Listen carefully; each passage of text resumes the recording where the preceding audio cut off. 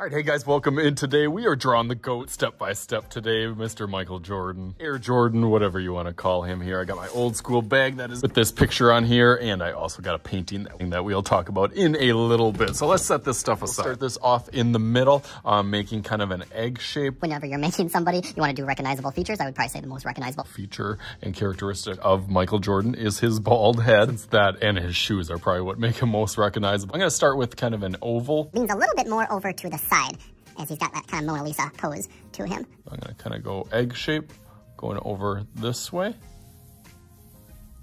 As I start to get a little bit darker, I'm trying to pick out certain parts to kind of emphasize. I know it kind of tucks in and kind of goes round, kind of in and out by his face, and then down by his chin also, before it goes towards the rings that we'll talk about, and then nice and round for his head, down to his ear.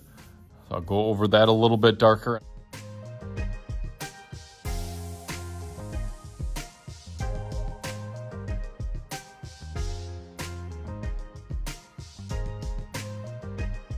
Okay, so like I said, we got that top dome part of his head, and then his eyebrows poke out a little bit, so I gave it a little bit bump there, his cheek, and then it kind of goes down to his chin. Bumps out over here will kind of come down over here.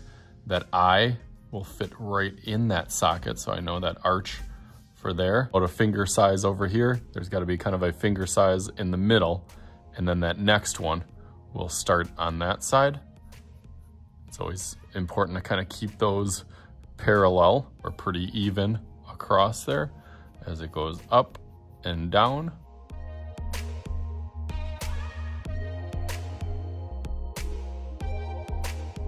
Once you get kind of that shape, you can go over that a little bit darker. Now, like I said, he is kind of tilted and turned his head a little bit this way up for a face. I guess this is a little bit more complex of one. So instead of doing like my normal circular face with my eyes in the middle like this one's off a little bit of a slant. So it's kind of, like I said, going off this way, and then it kind of has that curve to it like this, where that eye is over here and then over here. And then I know that nose will be this way and face or mouth will be over here. So instead of like going straight, how I usually do my mouth, where everything kind of lines up in the middle here, this one kind of has a little bit of a curve. So as long as you kind of understand some of those concepts, as I said, the eyebrow will kind of poke in there, but then it kind of jets right into that little eye socket, which turns into the nose. If you kind of follow your own nose down, it kind of slopes down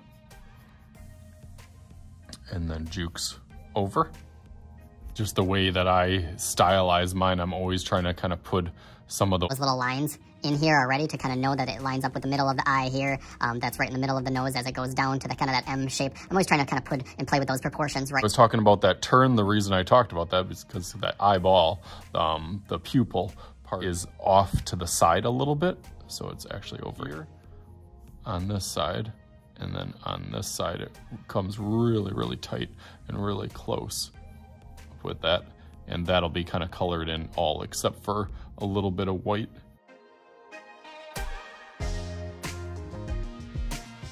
You can add a little bit of an arch line on top for that eyelid part. Same thing over here. And then, like I said, it's got pretty thin eyebrows. Boys or men always have a little bit, I guess, more messy of eyebrows. So as I do them, I kind of just put some lines, dash back and forth.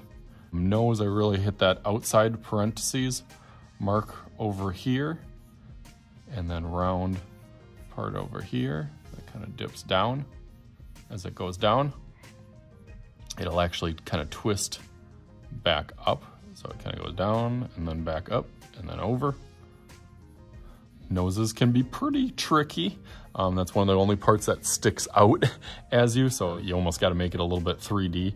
Usually about a pencil or a finger's width under the nose before you hit that mouth part of it. And then for that mouth, it'll kind of go M in the middle, come down a little bit, and then over. Like I said, line that up with the middle of the eye. And then underneath, it'll kind of just go down and then over. So we got some of those proportions set up now. Yeah, it's starting to look like him. I like it. Usually helps out a little bit more for his trademark feature is his mustache in here, right where that M kind of twists down in here. It'll kind of have two lines, and then one part of his mustache will go off this way. Just kind of put some lines quickly dashed in here, and then the other one will fill in the other way. Again, once you do that, it starts to look like him a little bit more. The mouth from one side to the other doesn't have to be perfectly, kind of goes up and down. He's got the hardest thing done right now. Now we just got to add the last little details of the hand and the kind of shoulders. Let's start with the shoulders kind of coming out from this chin, goes over this way, and then it kind of arches with his shirt ring around there. That goes right into his hand.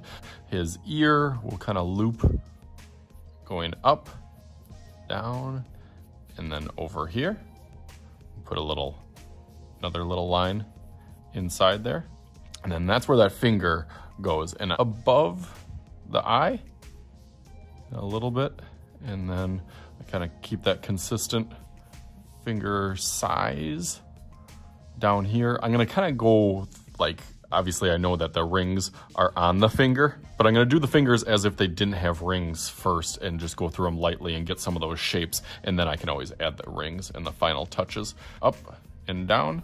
This will kind of swirl around over here and then drop back, get that finger shape, and then kind of another one that jets over here, and then another one, and then another one. They kind of all fill in as they go around here. This kind of last one bumps down and over.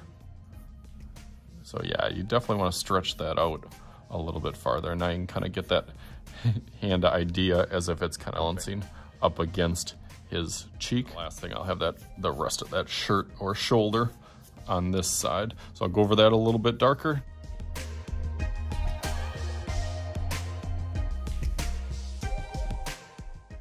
Okay, that was a little bit tricky, so I got at least a little outline of where I want my Sharpie to go for pencil. That's why I always start out in pencil. Now I'm gonna go through that quick with Sharpie, and that'll kind of clean it up a little bit.